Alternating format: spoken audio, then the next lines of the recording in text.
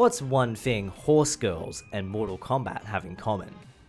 A love for Motaro, the lovable horse centaur man, that's what. Hey guys, this is Syrax Gaming, and welcome back to another episode of the Kombat Codex, the video series where I break down 5 or 10 behind the scenes and lore facts about characters in Mortal Kombat. Today's episode is going to be about everyone's most lovable centaur from the series, who definitely appears more than 3 times, Motaro. So, with introductions out of the way, let's break down these, unfortunately 5, behind the scenes and lore facts about Motaro in Mortal Kombat. Fact number 1. Motaro is a sub-boss in the Mortal Kombat series, appearing as a sub-boss in one game alone, and only ever being playable twice. Motaro is a centaur and one of the most revered centaur warriors in Shao Kahn's service.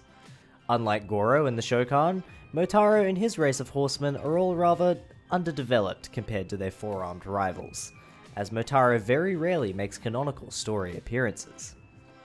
Fact number 2. As mentioned earlier, the Centaurs and the Shokan have a bitter history between them.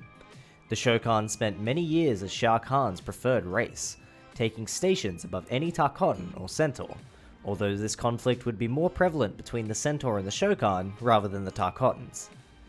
After Goro and Kintaro are both defeated during MK1 and MK2's events, Motaro becomes Shao Kahn's champion and key leader of the extermination squads in Earthrealm, hunting down Raiden's heroes, and the Centaur become the Emperor's favoured race. This would not please the Shokan, who would curse the entire Centaur race in Armageddon, Motaro included, taking their hind legs and horse bodies away from them, turning the Centaurs into Minotaurs. Fact number 3. Following up on the previous fact, this change also has a development advantage for the PS2 and Armageddon. During Ultimate Mortal Kombat 3, Motaro was captured using a stop-motion puppet, same as Shiva and the other Shokan in earlier games. Now that Armageddon was coming to the PS2 and bringing every character with it, Motaro included, there were some issues with Motaro. It simply wasn't possible to make Motaro work properly, so the team at Midway had to change his frame to a Minotaur to work with the game. This development issue for Motaro would persist in the future. MK9 forced Motaro to be an NPC with no fights, the sub-boss removed almost completely from the story.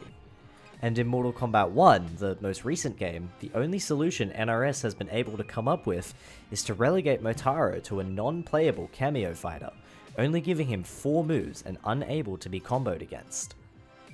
Fact number 4. John Tobias has said in the past that Motaro was inspired by a toy he had as a child. In the toy line The Micronauts, the chief antagonist was named Baron Kaza, and also had a horse he could ride. When riding the horse, the toy has an almost robotic horseman of the apocalypse type look to it, which would go on to inspire Tobias to create the Centaur Motaro with his own cybernetic accents. Fact number 5.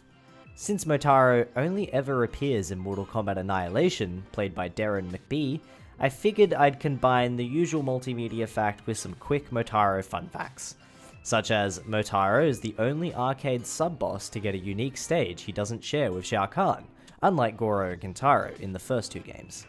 In Mortal Kombat 1, if the Johnny Cage announcer is active when you select Motaro as a cameo, Cage will say, "My neighbor Motaro," a reference to Studio Ghibli film My Neighbor Totaro. And finally, it is possible to sometimes see Motaro fighting Johnny Cage in the background of the street stage in MK9, a reference to Motaro killing Johnny Cage in past timelines. Well guys, that brings us to the end of this quick video about Motaro. Unfortunately, there just isn't a lot of source to his character right now, despite being around since 95, you know, we're coming up on 30 years of Motaro. But hopefully in the future we see a bit more of him. Let me know down in the comments below what you think of Motaro as a character, also what you thought of this video, and don't forget to like and subscribe if you haven't already. Thanks for watching guys, peace out.